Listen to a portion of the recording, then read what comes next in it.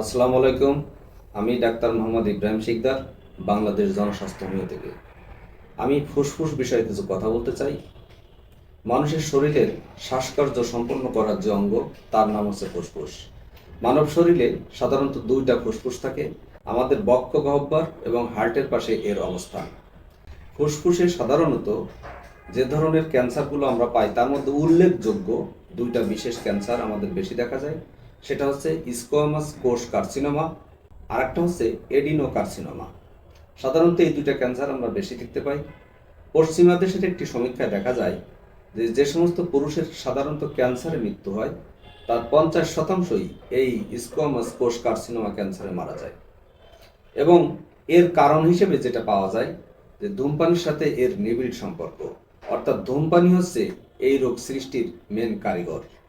অতএব আমরা ফুসফুসকে যদি রক্ষা করতে চাই, নিরাপদে রাখতে চাই, তাহলে ধূমপান মুক্ত থাকতে হবে এবং বিভিন্ন কলকারখানার বর্জ্য, বিভিন্ন ধরনের এনভায়রনমেন্টের যে সমস্ত অসুবিধাগুলো, ধুলাবালি, ডাস্ট, এর থেকে আমাদেরকে সেফ থাকতে হবে। ফুসফুসের এই রোগ হলে যে লক্ষণগুলো প্রকাশ পায় তার মধ্যে প্রধান লক্ষণ হচ্ছে গলা বসে যায়, কণ্ঠস্বর বসে যায়, শ্বাসকষ্ট দেখা দেয়, বুকে ব্যথা করে, শরীরে জ্বর থাকে, দ্রুত ওজন হ্রাস পায়, ক্ষুধামন্দা দেখা দেয়। আর একটা বিশেষ লক্ষণ পাওয়া যায়, সেটা হচ্ছে রোগীর নখগুলো বোথা হয়ে যায়। আর বেশিরভাগ ক্ষেত্রে স্কোয়ামাস কোষ কার্সিনোমা হলে এটা সাধারণত দেখা যায় যে রোগীর মাথায় এটা রেডিয়েশন হয়, মাথায় ক্যান্সার পাওয়া যায় এবং ব্রেনে ক্যান্সার ছড়ায় পড়ে। এই রোগ সাধারণত আমরা রেডিওথেরাপির মাধ্যমে এবং কেমোথেরাপির মাধ্যমে অনেকটা নিয়ন্ত্রণ করতে পারি, রোগীকে কিছুদিনের জন্য সুস্থ স্বাভাবিক রাখতে পারি, কিছু উপসর্গ লক্ষণ আমরা কমাতে পারি, কিন্তু স্থায়ী কোনো সমাধান করা যায় না অনেক ক্ষেত্রে।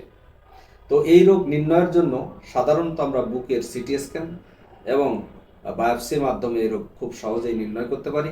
এই রোগ হলে সাধারণত আমরা হোমিওপ্যাথিক চিকিৎসার আওতায় আসতে পারি। বিজ্ঞ কোনো হোমিওপ্যাথিক ডাক্তারের চিকিৎসার মাধ্যমে, তত্ত্বাবধানে, জীবনযাপন লাইফস্টাইলের মাধ্যমে, খাদ্য অভ্যাস পরিবর্তনের মাধ্যমে, পরিবেশগত দিকগুলো যদি আমরা সুন্দরভাবে ব্যবস্থাপনা করতে পারি, তাহলে অনেক ক্ষেত্রে বিদেশি ব্র্যান্ডের হোমিওপ্যাথিক ওষুধের মাধ্যমে এই রোগ নিয়ন্ত্রণ করা অনেক ক্ষেত্রে সম্ভব হয়। তো আমি সবাইকে অনুরোধ করব যে আসুন আমরা হোমিওপ্যাথিক চিকিৎসা গ্রহণ করি এবং আমাদের ফুসফুসকে রক্ষা করি, ফুসফুস ক্যান্সার থেকে আমরা বেঁচে থাকি। আমি সকলকে বাংলাদেশ জনস্বাস্থ্য হোমিওর পক্ষ থেকে ধন্যবাদ জানাচ্ছি। আসসালামু আলাইকুম।